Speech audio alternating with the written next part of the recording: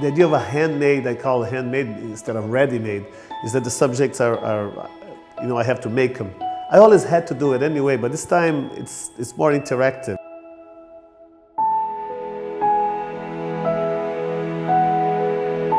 This series, Handmade, they started it with, I think, from the very beginning of my work.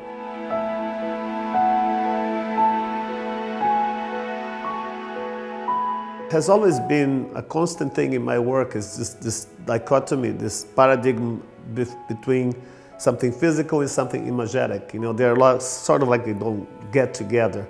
Idea and material are always sort of fighting there. And it is because with photography you can depict material very, very clearly.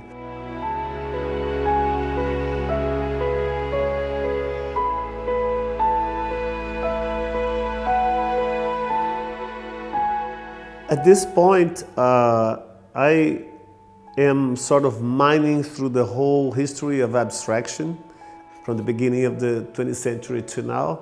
And especially trying to find aspects of the history of abstraction that relate to perception, cubism, Gestalt. I'm very, very fond. This is something that's been in my work for a long time. And especially is picking on work that it was already developed by great artists. You can translate it into a formula now that is actually looking at abstraction with the intention of photographing it. I think this is what changes everything. It's the photographic element, that takes a little bit of all these things that the abstract artist was trying to use just from painting and sort of translated it later, brings it back into layers and into in a photographic process, is really what I'm looking for right now.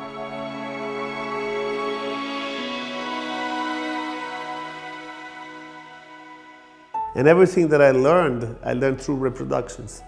So when I later in life got to see the real works, there's created this enormous gap between my first impression of what a Paul Klee or a Mondrian painting was versus seeing a real Mondrian. So that aura, the material aura that these paintings give, it's become the distance between, this space in between these two impressions, I've been trying to fill the space with my artwork since I began working, and this is really, really important,